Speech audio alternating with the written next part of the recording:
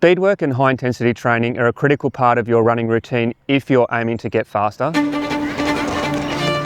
But it's not as simple as loading your week up with interval sessions. Because of the complex adaptations that take place as we push ourselves to our limits, sometimes less is more. To understand why, let's take a look at what happens in your body after a hard session. After a tough workout, your body goes through a recovery process. We can break this into 3 key phases. Number 1 is the fatigue phase. This usually lasts for around 24 hours. Your body is dealing with muscle damage, depleted glycogen, and neuromuscular fatigue. Cortisol and inflammation are elevated and your performance is temporarily impaired. The second phase is the replenishment phase. This typically lasts for another 48 hours. During this time, your muscle tissue begins to repair, glycogen stores are refueled, and cortisol levels return to baseline. And then we have the supercompensation phase. This is roughly 4 to 5 days after the initial session. Your fitness temporarily rises above the baseline. This is the optimal time to schedule your next high intensity effort, when your body is primed to adapt and improve.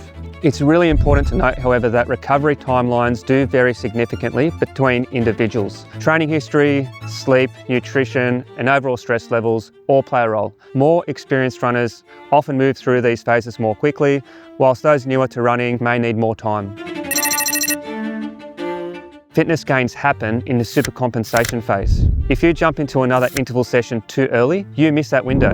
Instead of adapting, you're actually just stacking muscle damage faster than your body can actually repair it. Your nervous system remains under stress, you're running slower for the same effort, your form deteriorates, and the injury risk actually skyrockets.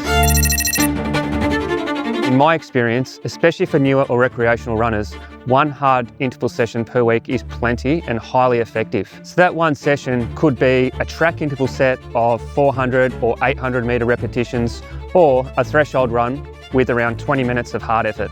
If you want to add more speed stimulus on top of that, a second session could be strides or hill strides. These are short bursts of 20 to 30 seconds max. They don't really spike your heart rate into the red zone too much.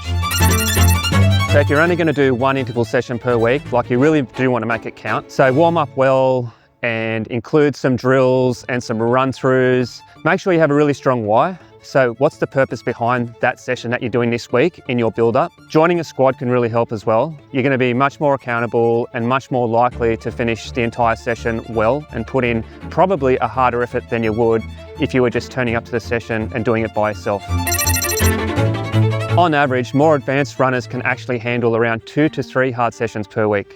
This might include a mix of intervals, threshold runs, or race-specific efforts, depending on the event that they're training up for. A great rule of thumb for any runner is that 80% of your training should be fairly low intensity aerobic work, including those easy runs, whilst the remaining 20% can be the harder, high-intensity efforts like intervals or hills or tempo and threshold work. So once again, if you've got any questions, please drop us a comment. We'd love to hear from you about how you're structuring your training at the moment. Until next time, enjoy your running.